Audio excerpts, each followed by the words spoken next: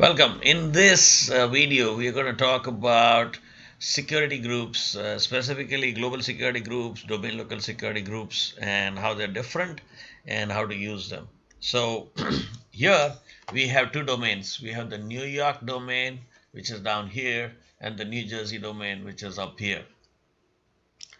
The New Jersey domain has two users, one global security group, one domain local security group, and one shared folder.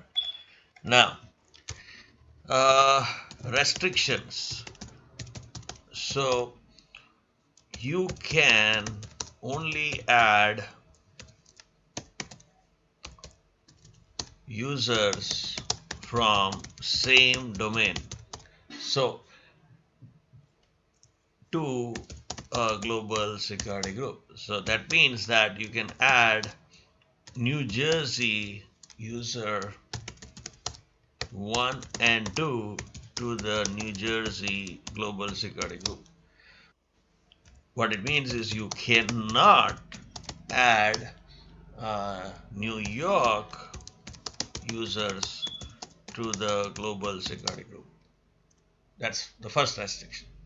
Now, domain local security groups can only be given permissions to objects in the same domain. So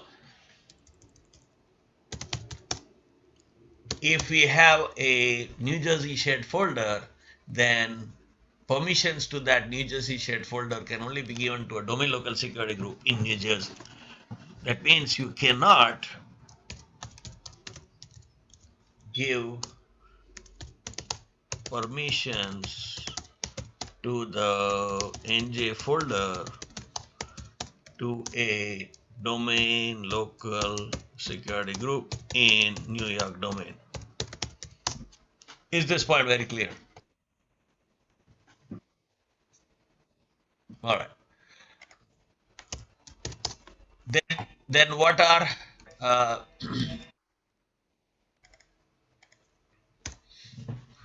so now let's talk about what you can do. So basically, the membership of a domain local security group means who can be a member is unrestricted.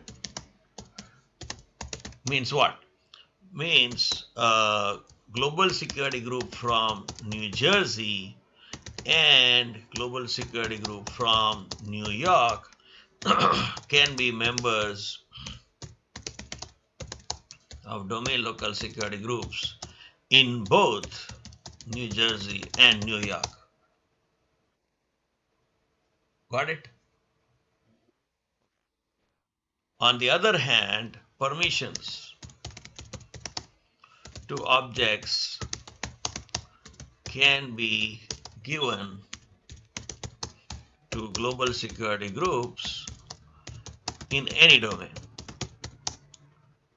But as a best practice, we never give permissions to a global security group. We just don't. Okay?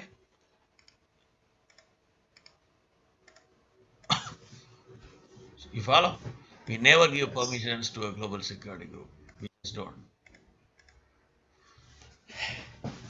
And here is what you cannot do here. So now go through this material multiple times to understand what's going on as to what the restrictions are and what you can and cannot do. Okay? So what is the best practice? So the best practice is as follows. Insert a text box. Oh, where did it go?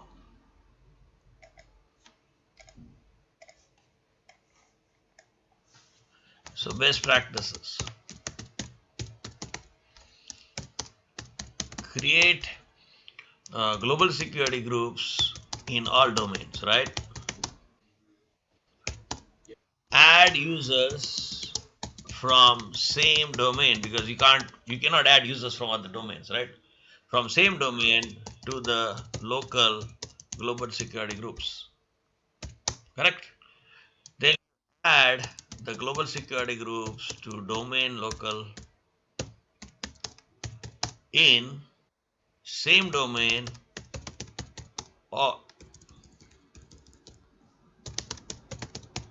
or other domains, because you can do that, because you can have uh, domain local security groups can have global security groups from any domain.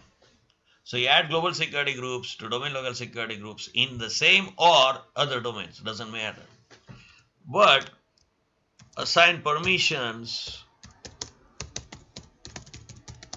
to objects to domain local security groups in same domain, because you cannot assign permissions to objects in other domain. What is this called? This is called A for adding users, G, and then DL and P.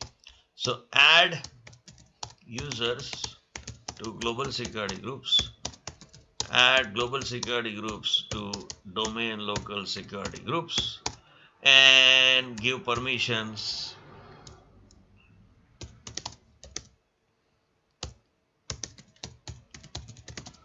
to domain local security groups. Understood? Now, there is one more caveat that you can do. If you have multiple domains and you want to reduce the number of relationships, then there is one different thing you can do, and that is called A, G, U, DL, and then P. So the only difference here is, let's copy this. After you add users to the global security groups, you add global security groups to a universal security group,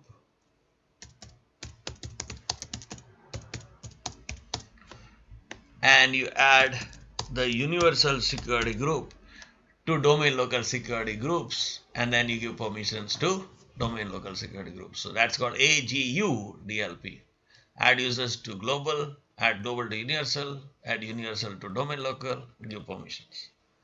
Very clear? Any questions? That's it. If you follow this, you will not have any problems.